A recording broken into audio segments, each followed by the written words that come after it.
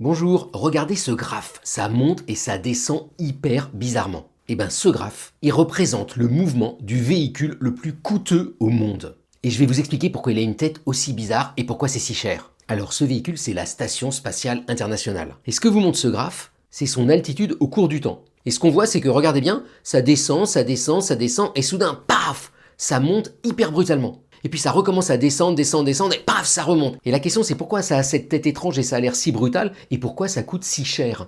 Alors pour comprendre ça, comme toujours en science, il faut aller regarder les échelles. Alors là déjà, verticalement, regardez, c'est l'altitude en kilomètres. Et donc ça vous montre que l'ISS, elle flotte au-dessus de nos têtes à peu près à 400 km d'altitude.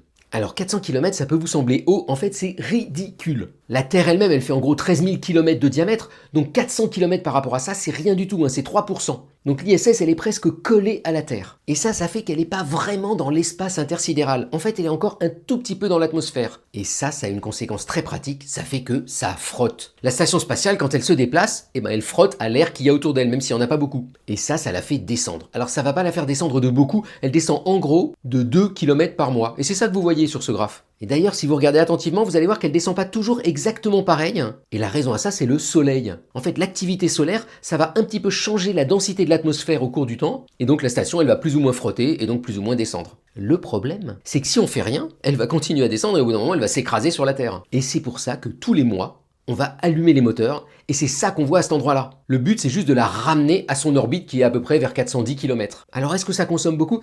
En fait, pas tant que ça. La quantité totale de carburant qu'il faut en un an, c'est à peu près 7 tonnes. 7 tonnes, c'est ce qu'il vous faut pour faire un Paris-Athènes en avion. Le problème, c'est que ce carburant, il faut l'envoyer là-haut, et ça coûte cher. 1 litre de carburant que vous envoyez à la Station Spatiale Internationale, ça va vous coûter à peu près 10 000 €. Et donc, le coût de ce carburant chaque année, c'est plutôt de l'ordre de 100 millions d'euros.